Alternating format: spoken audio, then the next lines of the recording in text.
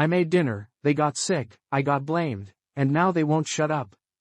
Okay, listen, before y'all come at me with pitchforks and Pepto-Bismol, hear me out. This wasn't some evil scheme. I didn't wake up and choose biological warfare. I just wanted to make dinner, be helpful, get a crumb of appreciation from my trainwreck family. But I guess I forgot that in this house, nothing good ever comes without some kind of bodily fluid incident. Let me start from the top. I'm a 26-year-old guy, living at home. Don't judge me, I live in a city where breathing costs money. I pay a little rent, do odd jobs, and mostly try to stay the hell out of the way. My family? Picture the cast of a trashy reality show, minus the fame and with more resentment. Mom, passive-aggressive with a martyr complex. Thinks sighing loud enough counts as parenting. Rick, stepdad, big ego, small emotional capacity. Walks around shirtless and quotes Joe Rogan. Jordan, half bro, 17, eats raw Pop-Tarts, yells at Twitch streamers like they owe him money. Grandma D. Wears orthopedic slippers and curses like a sailor. Definitely buried a man in the 80s. Kevin, the dog, has IBS, anxiety, and opinions. No teeth, still bites. Every day is a group therapy session waiting to happen. So after one especially nasty argument, Jordan called me a dishwasher with Wi-Fi, because I do freelance tech support. I hit a wall. I was tired of being the useless one. Tired of the backhanded comments and the, when are you moving out, jabs. Then my therapist, Dr. Debbie, hit me with that smug, have you tried engaging with your family instead of resenting them? Girl, I've been trying not to unalive them for years, that is engagement. Still, I figured what the hell. Maybe one olive branch wouldn't kill me. So I told everyone I'd make dinner. A real dinner. No microwave, no takeout, homemade. The reaction was mixed. Rick. What, you lose a bet. Jordan. If you put raisins in anything I'm calling CPS. Grandma. Just don't poison me, skinny. Oh, the irony. So I did some Googling. Landed on a cheesy, creamy, mushroom chicken casserole. Simple enough. One dish. Lots of fat and carbs. Basically a love letter to Midwestern cooking and a death threat to lactose-intolerant people. Now here's the first red flag I ignored, our garage fridge. That thing is a biohazard. We use it to store weird leftovers, expired condiments, and frozen mystery meat. Every time I open it, it smells like wet socks and bad decisions. But I was broke and desperate, and we had some unopened mushrooms in there. The package was sketchy. No date, just a half-torn sticker that said product of. I assumed it said, USA. Maybe, Uruguay. Probably not, Uranus. I dunno. Anyway, I gave 'em a sniff. They didn't smell good, but not like death. Just earthy, like they were trying to warn me. But I was cocky, arrogant, even. I chopped them up, sautéed them in butter and garlic, tossed them with some half-thawed chicken, added a bucket of cream of chicken soup, some shredded cheese, and baked that sucker until it bubbled like a witch's cauldron. It actually looked amazing. Rick came in mid-bake and sniffed the air like a cartoon character floating toward a pie. He even said, "Damn, smells edible."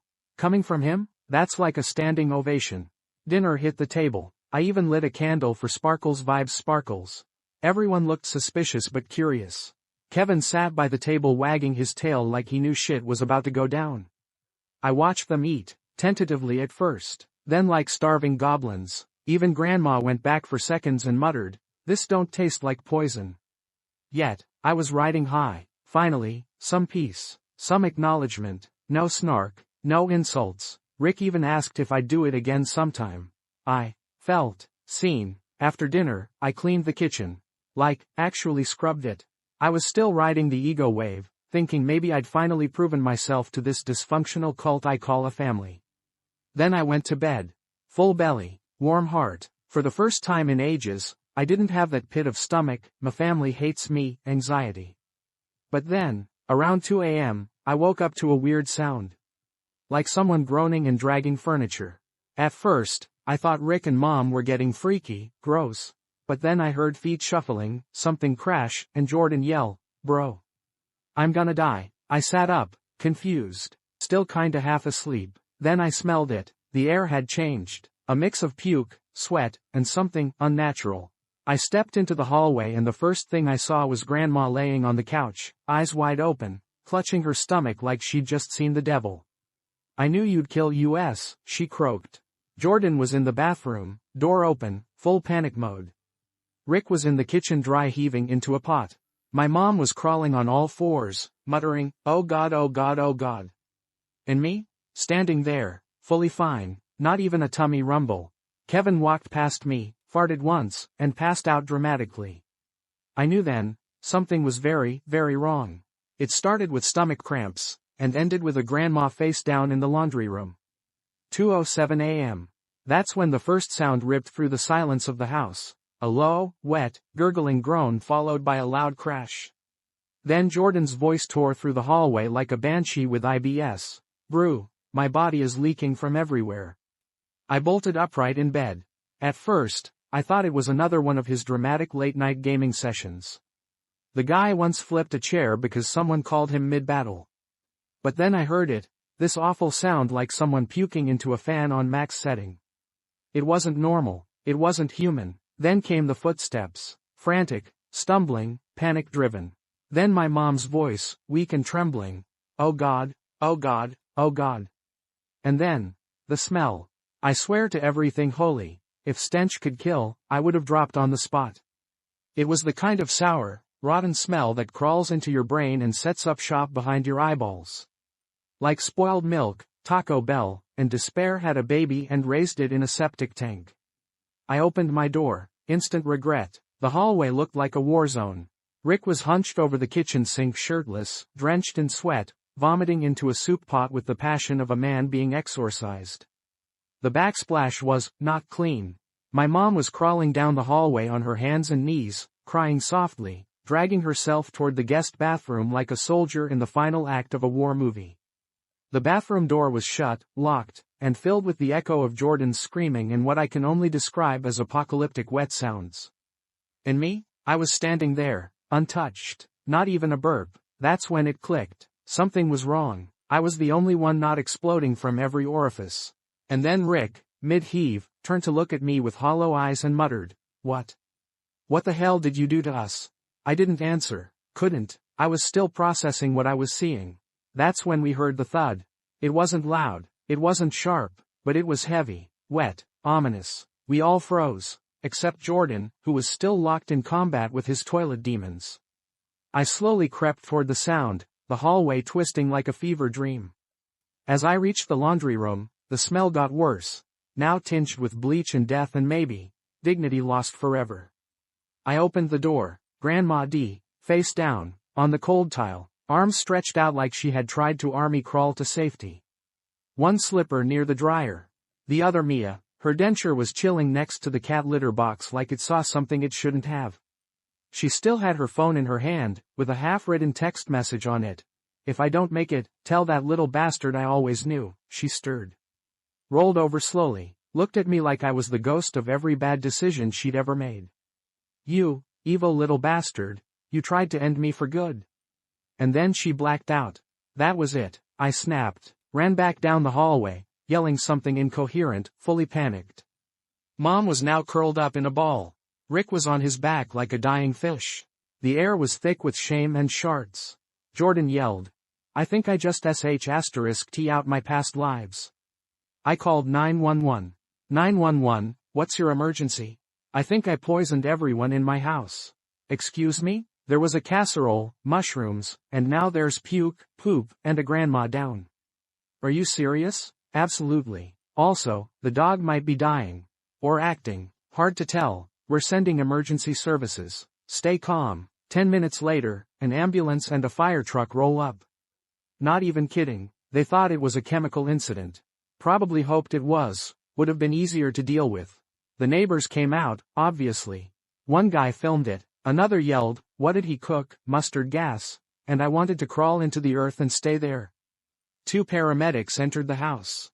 One gagged immediately. The other said, "Jesus Christ. It's like a biohazard scene from Chernobyl." Kevin, our dog, waddled over, farted like it was a form of protest, and passed out near the dishwasher. They checked everyone out. Grandma was loaded onto a gurney still cursing me in slurred speech. Rick refused to get in the ambulance but was dry heaving into a plastic bag. Jordan had to be pulled off the toilet and wrapped in a blanket like a psych ward patient. My mom just whispered, I can still hear the gurgles, to no one in particular. I sat on the front steps. Alone, numb. The casserole dish sat in the sink behind me. Still half full, still warm, but here's where it gets messed up. After the trips, after the IVs, after Grandma swore vengeance in 2 languages. They got nicer. Rick didn't insult me for 2 whole days. Jordan let me have the TV without a single, your mom, joke. Mom smiled at me, like, genuinely smiled. And Grandma? She winked and muttered, next time, less poison. Like it was an inside joke now. Weirdest of all, they asked me to cook again. Like, not even sarcastically. Full on. What are you making next? And now I don't know what to do. Was the chaos bonding? Did mutual gastrointestinal suffering actually bring us together? Is this Stockholm Syndrome or emotional growth? 5 days. That's how long it took for my family to forget that I nearly ended them with a single baking dish. 5 days between gastrointestinal warfare and them asking me to cook again. The whiplash is unreal. I don't know what shifted. Maybe they've repressed the trauma already. Maybe their trauma bonded into thinking I'm some kind of culinary anti-hero. Or maybe, and this is the most likely option, they're all slowly losing their minds and I'm the only one watching it happen in real time. Whatever it is, it started subtle. Jordan started calling me chef, like we were suddenly best bros. This is the same kid who once spit out my boxed mac and cheese and said it tasted like regret. Now he's asking if I've ever thought about starting a YouTube cooking channel. Mom's suddenly all smiles. She's been making passive-aggressive suggestions like, you could take over dinners permanently. You seem so fulfilled now. Fulfilled? Lady, last week you were crawling across the floor like you were escaping a war zone. Now you're trying to hand me an apron and a lifetime sentence. Rick, who usually grunts more than he speaks, actually had a conversation with me. A real one, not even about food. He asked if I wanted to come help him clean the garage.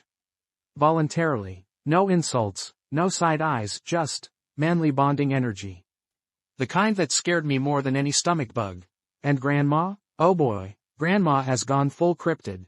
The other day I caught her in the living room, watching a cooking show on mute, knitting something that looked like a sock but long enough to be a noose. When I asked her what she was making, she said, insurance. When I laughed, she didn't. Now, with all that weirdness brewing, let me tell you what really broke me. Rick came home with groceries. Real ones. He walked in with 3 massive paper bags, dropped them on the counter, and said, we're stocked for whatever your next creation is. Inside, chicken, cheese, pasta, vegetables, herbs, and, yes, mushrooms. Brand name, store-packaged, unexpired mushrooms. I held them like they were fragile newborns. He even got the exact kind of cream soup I'd used in the first casserole. I figured you'd want the same texture, he said, like I was Gordon Ramsay preparing for Michelin star guests, not the dude who nearly killed his grandma with fungi. So now it's happening. I'm making another casserole, again, despite every fiber of my body telling me this is how horror movies start.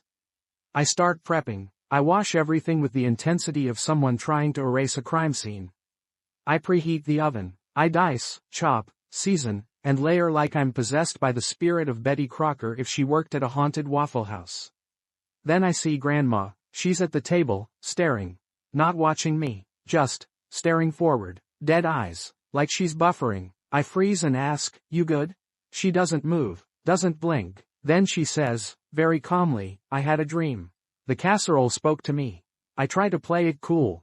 Yeah? What did it say? She looks up, completely serious. It whispered, I'm not done. Then she picks up her knitting and continues like that was a normal thing to say. She's not even knitting a scarf anymore. It's some kind of spiral. Like a weird wool vortex. I get the dish in the oven and back away like it's ticking. I sit in the dining room, facing the kitchen like I'm watching a cursed oven reality show. The timer ticks down. As I wait, Rick comes in and just stands in the hallway mirror. For 10 solid minutes, just standing, I hear him muttering snippets like, we've evolved, and he can be molded. I peek in. He's smiling at his reflection like it's answering back. Then he sees me and says, good job, son. Son, The man who once told me I looked like a failed Sims character just called me son. Something is not right. The oven dings. I serve it. It smells amazing. Golden cheese, savory mushrooms, that creamy, we'll regret this later, aroma. Everyone takes their seats without complaint. They're smiling, too much, like cult members about to drink the Kool-Aid. Everyone eats, and no one dies, no one throws up, no groaning, no ambulances. Even Kevin eats a scrap and only farts once, a quiet one. Grandma finishes her plate and says, "He's learning." Jordan licks the spoon. Rick pats my back. Mom claps. After dinner, I go to put the leftovers in the fridge. That's when I see it. Bottom shelf, back corner, behind the mustard and something I think used to be a peach. A plastic container, unlabeled, frosted on the outside. There's a greenish-yellow slime creeping up the side. And it's pulsing, not dramatically, but just enough to make my stomach flip. I stare at it for a full minute. I swear I hear it hum. I reach for it, then stop. My hand is actually trembling. Something primal in me says, "Don't touch that." I close the fridge slowly, turn around, and there's Grandma. Standing in the hallway, smiling, not wide, not sweet. Just knowing. "You saw it," she says. What? I reply, trying to act casual. "In the fridge," she nods, eyes twinkling. "It's ready," and then she walks away. What the actual hell is happening? I go back to the dining table. Everyone's acting like nothing happened. Jordan is watching YouTube, Rick's on his phone, Mom's humming. Grandma sits in the corner knitting her weird spiral. And I sit there, staring into space, wondering if I've started something I can't stop. I don't know what's in that container. I don't know what's going on with my family. But something changed after that first dinner. And now I'm not sure I poisoned them at all. Maybe I awakened them. I didn't plan to make a third casserole. In my mind, this whole chapter of my life was already sealed shut. A closed, mildly cursed book. One dish almost killed everyone. The next redeemed me. The score was even. No need to keep gambling with everyone's digestive systems. But the thing about my family? They don't really know when to stop. And apparently, neither do I. The shift started small, but it built quickly. Rick suddenly started acting like we were best buds. Not his usual, "I'm tolerating your existence under my roof" vibes. I mean full on, "Hey, wanna grab a beer? Let's fix stuff in the garage" kind of behavior. At first, I thought maybe he just mellowed out after his close encounter with death by dinner. But it felt off. Too deliberate. Too performative. He kept talking about responsibility. About being a man.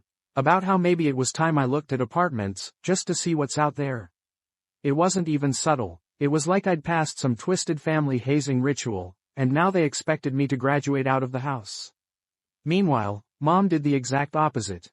She clung hard. Suddenly, she was hovering. I couldn't so much as toast bread without her appearing behind me asking if I needed help. She kept bringing up how proud she was of me, how much I'd grown, how she'd realized so much since the incident. She even started hinting that maybe she should go back to therapy. "For me," she said, "I think I need to understand how I contributed to things." She didn't say what things meant. I didn't ask. I was scared if I did, she'd start crying and hug me and I'd just short-circuit. Jordan, in true Gen Z fashion, leaned fully into it. He gave the whole disaster a name, the gut cleanse of 2025, and turned it into a meme series he now sends to his friends on Snapchat. He joked about putting it on a t-shirt. One night, he asked me if he could print the recipe for the culture. I told him to go to hell. But the weirdest response came from Grandma D. She didn't say much, didn't look at me any different. But I knew she remembered everything. The smell, the screams, the moment her body gave out on the laundry room floor. She remembered, and she was watching. Not suspicious, not hostile. Just observant, like she was keeping track. Like she was waiting to see what I'd do next. It all came to a head 3 nights ago. I was in the kitchen, just grabbing a soda, and I opened the fridge without thinking. That's when I noticed something was gone. That weird container from before. The unlabeled one with the questionable color and the suspiciously organic slime ring.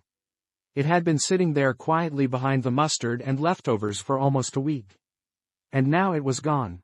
I didn't say anything. I just stood there, staring into the empty corner of the fridge like it had personally insulted me. I felt the tiniest chill run through me. Not fear, not even discomfort, just a flicker of anxiety I couldn't place. Something was shifting, I could feel it. We didn't just survive the poisoning incident. We started living around it. Like it was a family milestone. Like that casserole was our damn group therapy session. Everyone had their version of what it meant. For Rick, it was motivation. For Mom, it was redemption. For Jordan, it was content. And for Grandma, I still don't know, but I don't think she sees it as over. Last night, Rick brought it up again. You know, he said while cleaning his glasses with a napkin, you really surprised us. That whole dinner thing? I didn't think you had it in you. I nodded, said thanks. Then he hit me with it. You thinking of doing another one soon? I hesitated. I wasn't planning on it. He smiled. Too wide. You should. You've got a rhythm now. That's what did it. The word, rhythm. Like I'd found my place. My function. Like I was a dinner machine who had finally figured out his one valuable purpose. Feed them. Earn your keep. Become useful. I went to my room that night and didn't sleep. I just stared at the ceiling, thinking about that first dinner, about how terrified I was when they started dropping one by one. How I cleaned up puke while shaking, convinced I'd be arrested. How Grandma's body on the floor made me cry like a kid. And now it was a memory they could all laugh about. Except I wasn't laughing, so tonight, I made a decision. Rick came into the kitchen around 6 p.m., sniffing the air. No cooking tonight? Nope, I said. He raised an eyebrow. You sure? I bought ingredients. I'm sure. Mom wandered in next. You feeling okay, honey? I looked her in the eye. I'm fine, just, not doing the dinner thing anymore. She blinked. Twice. Oh, well, okay. Do you want to talk? Not really. Jordan walked in, saw the empty table, and groaned. No casserole? Make your own, I said. Silence. A full, loaded silence.